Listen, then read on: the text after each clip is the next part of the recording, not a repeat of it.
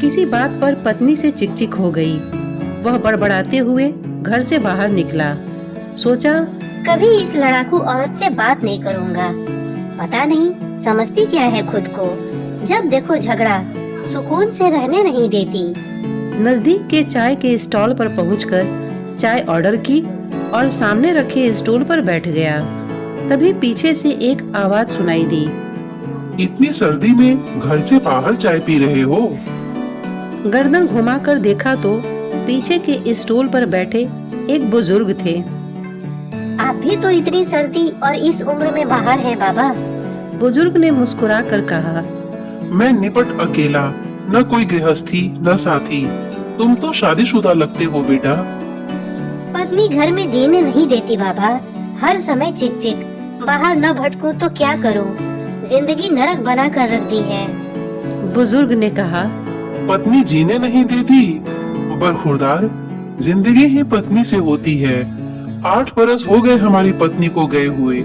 जब जिंदा थी कभी कद्र नहीं की। आज कमबख्त चली गई तो भुलाई नहीं जाती। घर काटने को दौड़ता है। बच्चे अपने अपने काम में मस्त।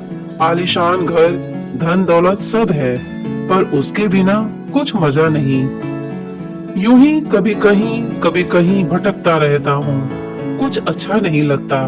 उसके जाने के बाद पता चला वह धड़कन थी, मेरे जीवन की ही नहीं, मेरे घर की भी।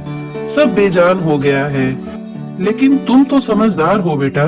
जाओ, अपनी जिंदगी खुशी से जी लो, वरना बाद में पछताते रहोगे मेरी तरह। बुजुर्ग की आंखों में दर्द और आंसुओं का समंदर भी था। चाय वाले को पैसे दिए, नजर भर बुजुर्ग को देखा। 1 मिनट गंवाए बिना घर की ओर मुड़ गया। उसे दूर से ही देख लिया था। डबडबाई आंखों से निहार रही पत्नी चिंतित दरवाजे पर ही खड़ी थी। कहाँ चले गए थे? जैकेट भी नहीं पहना, ठंड लग जाएगी तो। तुम भी तो बिना स्वेटर के दरवाजे पर खड़ी हो। कुछ यूं दोनों ने आंखों से एक दूसरे के प्यार को पढ़ लिया था।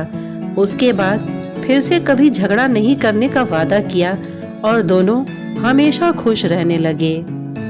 दोस्तों, कई बार हम लोग भी अपने जीवन में इसी तरह की गलतियां कर बैठते हैं। सिर्फ पत्नी ही नहीं, माँ बाप, चाचा ताऊ, भाई बहन या अजीज दोस्तों के साथ ऐसा क्रोध कर देते हैं जो सिर्फ हमको ही नहीं, उनको भी कष्ट देता है। छोटा सा जीवन है, कहीं क्षमा करके, कहीं क्षमा मांग कर, हंस कर गुजार दें।